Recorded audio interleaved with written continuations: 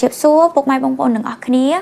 កាលពីព្រឹកមិញគឺខ្ញុំបានទៅវត្តពោធិ៍ពីដើមនៅក្រុងសៀមរាបដើម្បីធ្វើបុណ្យបង្សុកូលឧទ្ទិសកុសលជូនទៅដល់វីរជនដែលបានពលីដើម្បីបុព្វហេតុជាតិយើងកាលពីប្រហែលថ្ងៃហ្នឹងពុកម៉ែបងប្អូនទាំងអស់គ្នាជាពិសេសអ្នកដែលបានចូលរួមជាមួយខ្ញុំហ្នឹងខ្ញុំសូមជូនបុណ្យស្មើគ្នាយើងបានធ្វើបុណ្យធ្វើទានហ្នឹងគឺច្រើនខ្លាំងមែនតើអញ្ចឹងខ្ញុំសូមជូនបុណ្យជូនកុសលស្មើគ្នាហើយសូមឲ្យផលបុណ្យទាំងអស់ដែលខ្ញុំនិងពុកម៉ែបងប្អូនទាំងអស់គ្នាបានរួមគ្នាធ្វើហ្នឹងណាបានទៅដល់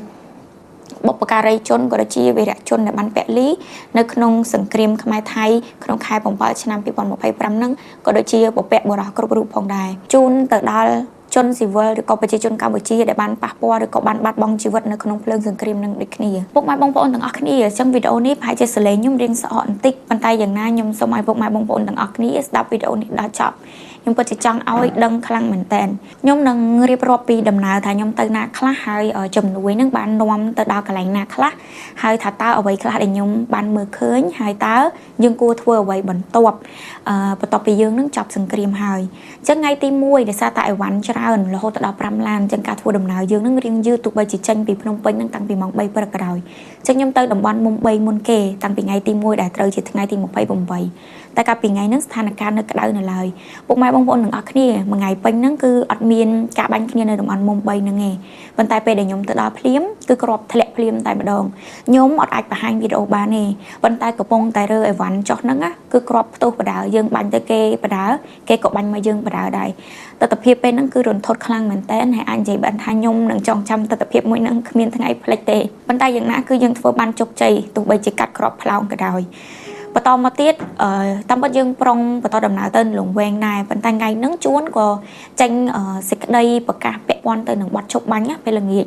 ម៉ោង6-7ហ្នឹងពួកខ្ញុំក៏បានទទួលដំណឹងចឹងពួកខ្ញុំអាចបន្តដំណើរទៅខាងស្អែមមួយហ្នឹងទេដោយសារតែខ្លាចមានការប្រយុទ្ធគ្នាថ្ងៃចុងក្រោយដ៏ធំចឹងពួកខ្ញុំក៏បកមកគេងនៅខេត្តវិញបន្តមកថ្ងៃទី2ថ្ងៃ29ហ្នឹងខ្ញុំក៏បន្តដំណើរធ្វើដំណើរកាត់តាមលងវែងដោយមកក្រុមពួកគាត់ឡើងមកខាងកោះកេរអីទៅដើម្បីចែកជនភៀសខ្លួនហើយខ្ញុំក៏បន្តទៅទៀតបុកដើម្បីនាំស្បៀងហ្នឹងទៅកាន់កងទ័ពជួរមុខណាអញ្ចឹងយើងបាននាំជំនួយរបស់យើងឬក៏ជាស្បៀងហ្នឹងទៅបងប្អូនតាហ៊ានខាងច្រកជាំនៅអន្លង់វែងហើយពួកខ្ញុំក៏បន្តដំណើរទៅកាន់តំបន់ប្រាសាទតាមាន់ថ្ងៃហ្នឹងគឺជាថ្ងៃដំបូងដែលគេឈប់បាញ់គ្នាប៉ុន្តែនៅតំបន់ប្រាសាទតាមាន់ហ្នឹងក៏នៅតែក្តៅនៅឡើយពួកខ្ញុំចូលទៅហ្នឹងក៏ពួកគាត់មិនសូវជាចង់ឲ្យចូលដែរក្រុមហេតុផលដែលខ្លាចពួកយើងហ្នឹងគ្រោះថ្នាក់ដោយសារតែពេលហ្នឹងគឺនៅភ្ជុំគ្នានៅឡើយណាហើយអ្វីដែលខ្ញុំបានមើលឃើញនៅតំបន់ប្រាសាទតាមាន់ក៏ដោយកាលមុំ3ក៏មើលឃើញដែរគឺផ្លូវហ្នឹងគឺសិតតែក្លុកដែលរងការខូចខាតដោយសារគ្រាប់ផ្លោងហើយន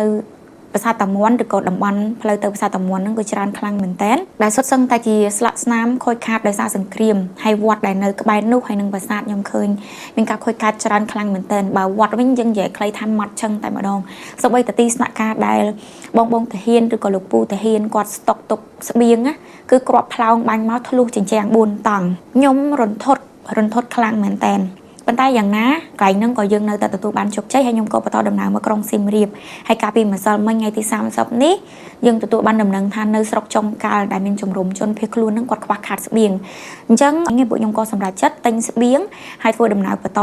ជាក់ស្ដែងអាចនិយាយថាម្សិលមិញហ្នឹងគឺលុយជំនួយអស់ហើយប៉ុន្តែខ្ញុំចេញថវិកាបន្តខ្លួនខ្ញុំបានទិញ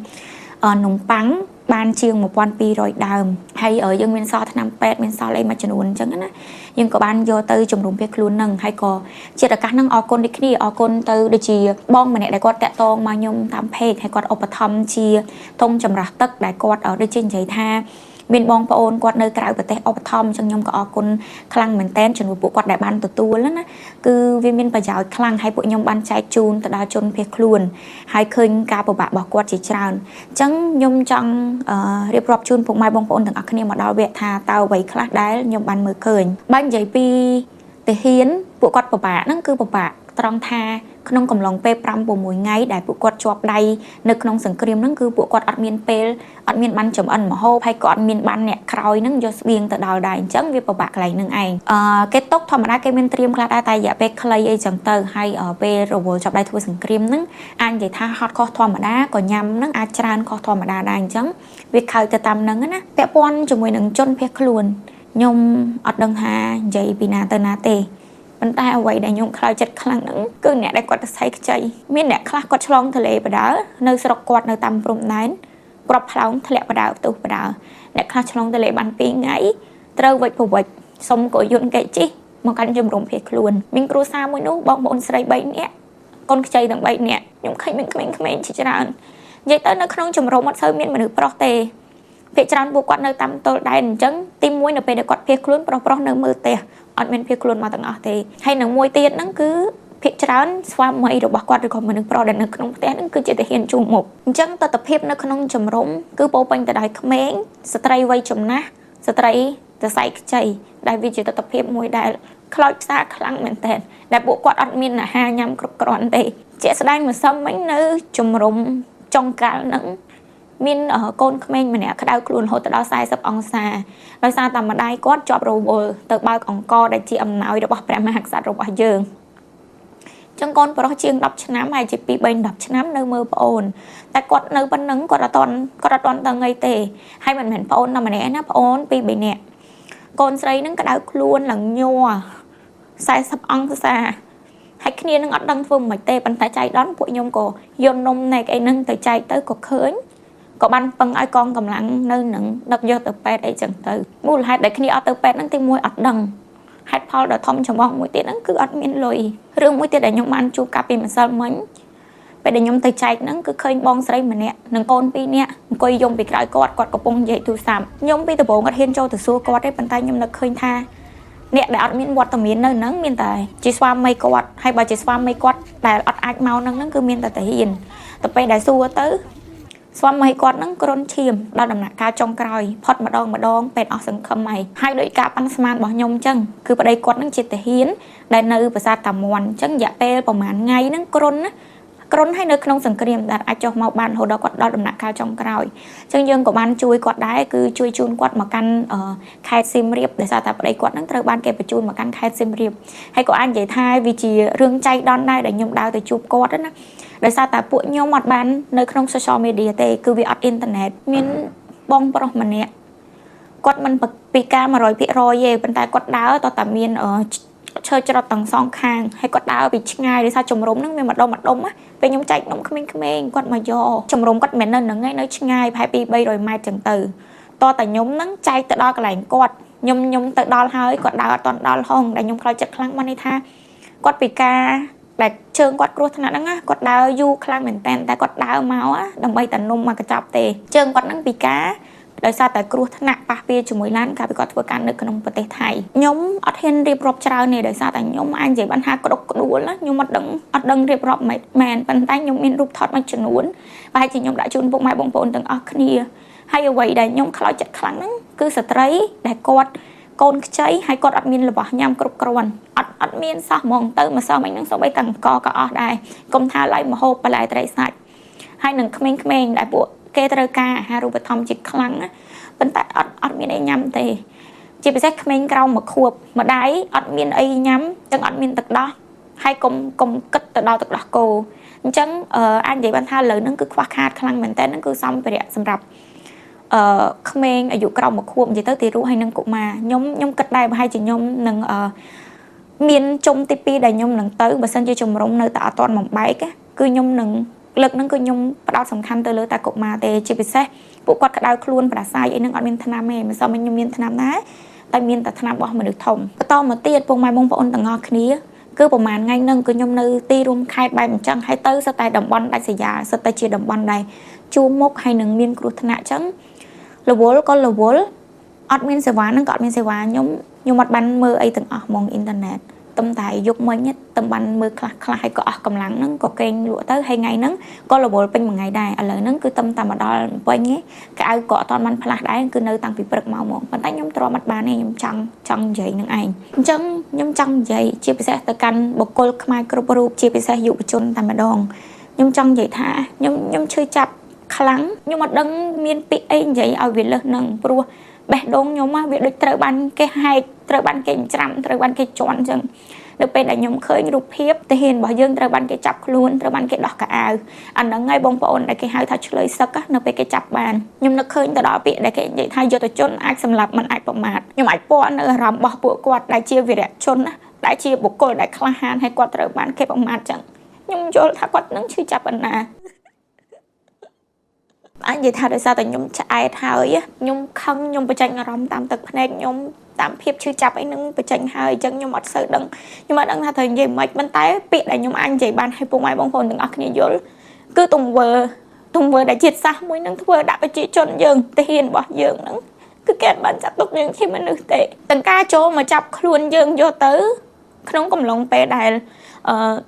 បទឈប់បាញ់ហ្នឹងត្រូវបានដាក់ជាធនមានទៅហើយវាជារឿងល្មើសច្បាប់ការបាញ់សម្លាប់យើងទាំងដែលមិនមែនជាសង្គ្រាមតាំងពីលើកទី1ថ្ងៃទី28ឧសភា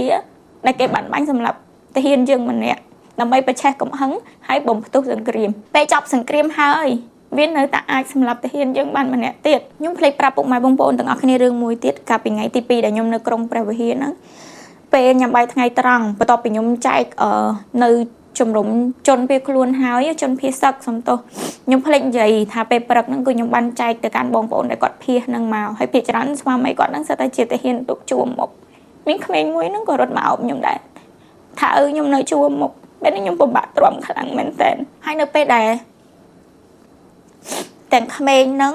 ទាំងម្ដាយបានដឹងថាខ្ញុំកាលពីម្សិលបាននាំស្បៀងហ្នឹងទៅកន្លែងដែលឪពុកគាត់ដែលស្វាមីគាត់នឹងបានឈរជើងគាត់សំពះអរគុណខ្ញុំចឹងពុកម៉ែបងប្អូនទាំងអស់គ្នាយល់ហើយត្រូវថាអារម្មណ៍គាត់នឹងមិនហើយនៅព្រឹកនឹងដដែលនៅកន្លែងញ៉ាំបាយខ្ញុំជួបពូតាហ៊ានមួយក្រុមជាង10នាក់ខ្ញុំបានផុស status មួយនៅក្នុង page Facebook ខ្ញុំដែរនៅក្នុងចំណោមហ្នឹងមានពូម្នាក់ហើយនឹងអ៊ំម្នាក់ដែលគាត់បានបាត់ខ្លួនហើយជាប់នៅក្នុងសង្គ្រាមនឹង5យប់6ថ្ងៃអីមកហើយគាត់អត់បានភាសាបាយទឹកអីទេអាចនិយាយថាដាច់បាយដាច់ទឹកចឹងទៅគាត់កំពុងតែខ្យល់អស់កម្លាំងលហិតលហីអាហ្នឹងក៏ខ្ញុំក្តុកក្តួលខ្លាំងដែរខ្ញុំ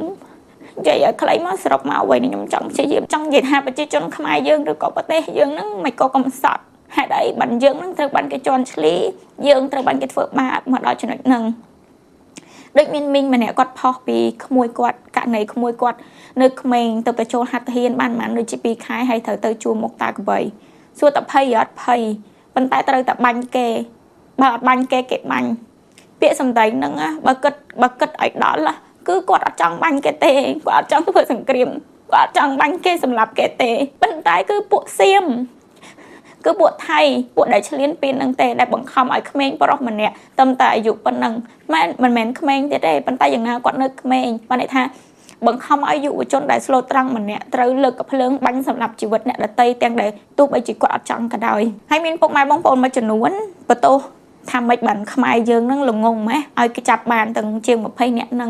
ងអ្វីដែលខ្ញុំចង់និយាយគឺខ្មែរយើងមានភាពស្មោះត្រង់ទន់ភ្លន់អញ្ចឹងយើងអត់ចេះពុតត្បុតយើងអត់មានបំណងអាក្រក់អីទេប៉ុន្តែចិត្តសាសមួយនោះខ្ញុំអត់មានពាក្យ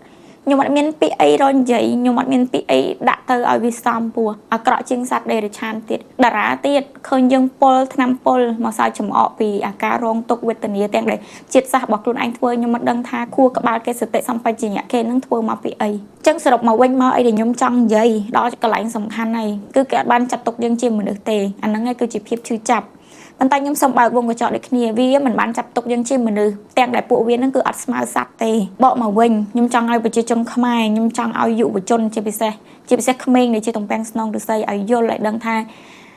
យើងយល់ឲ្យច្បាស់គិតឲ្យស៊ីជម្រៅថាអ្វីជាបញ្ហាគេមើលងាយយើងទុកយើងមិនស្មើនឹងសត្វមិនទុកយើងជាមនុស្សដោយសារតែយើងខ្សោយជាងគេអញ្ចឹងខ្ញុំសង្ឃឹមថាអ្នកទាំងអស់គ្នាជាពិសេសអ្នកចំនួនក្រោយ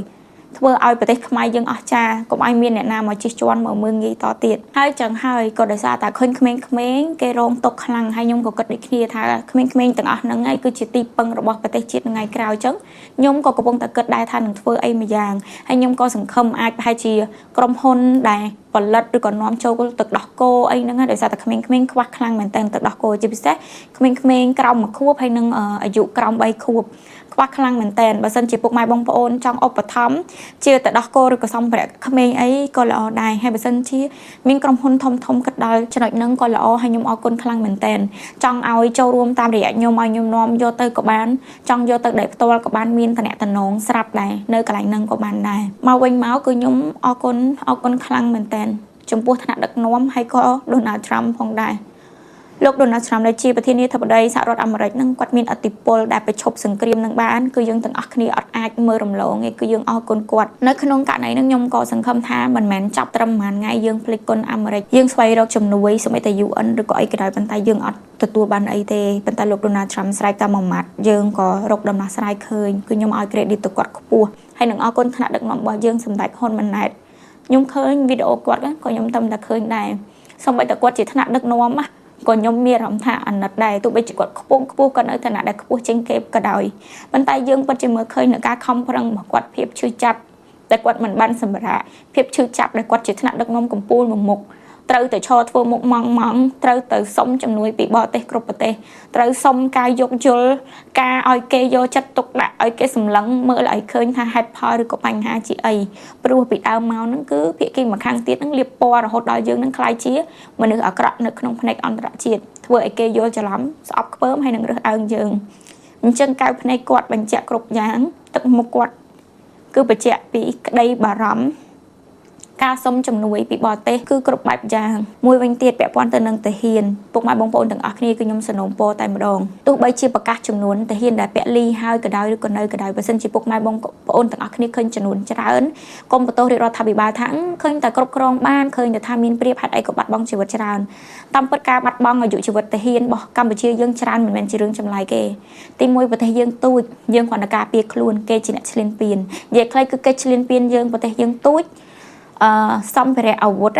ក៏យើងមានតិចតួចស្ដេចស្ដាងជាងគេមានច្រើនហើយទំនើបទៀតចឹងយើងស្លាប់ច្រើនឬក៏ពាក់លីច្រើនហ្នឹងគឺវាមិនមានអីចម្លែកទេមួយវិញទៀតក៏លេចទៅមើលវិនិស្សកម្មដែលកំពុងតែកើតឡើងទាំងដែលយើងជាជនរងគ្រោះហើយគេជាអ្នកឈ្លានពានខ្ញុំសូមលើកទឹកចិត្តដល់ពុកម៉ែបងប្អូនទាំងអស់គ្នាក៏ដូចជារដ្ឋាភិបាលថាបើសិនជាយើងពាក់លីតែ20ខ្ញុំសូមឲ្យប្រកាស50ខ្ញុំសូមឲ្យយើងទួញសោកឲ្យខ្លាំងសូមឲ្យប្រកាសឲ្យដល់50យើងអត់មានអីអាម៉ាស់ដែលតាហ៊ានយើងពាក់លីច្រើនទេអាហ្នឹងគឺជារឿងមួយយ៉ាងដែលបង្ហាញថាជាតិសាសន៍មួយនោះបានបំពេញយើងឈ្លានពាននិងសម្រាប់យើងយ៉ាងប្រៃផ្សៃធ្វើទង្វើខុសច្បាប់ជាច្រើនយើងគឺជាជនរងគ្រោះយើងគឺជាអ្នកដែលទទួលរងនូវភាពអនាគតធំខ្លោចផ្សានិងឈឺផ្សាហើយមិនមែនតែទាហានទេជាពិសេសគឺពុកម៉ែបងប្អូនដែលនៅតាមព្រំដែនហើយនិងក្មេងៗដែលត្រូវរងគ្រោះមួយទៀតខ្ញុំសូមនិយាយចុងក្រោយហើយខ្ញុំនឹង detail ឬក៏និយាយលម្អិតនៅក្នុងវីដេអូក្រោយខ្ញុំសង្ឃឹមថាពួកយើងតបស្នងទៅដល់វីរៈជនទាំងអស់ឲ្យសម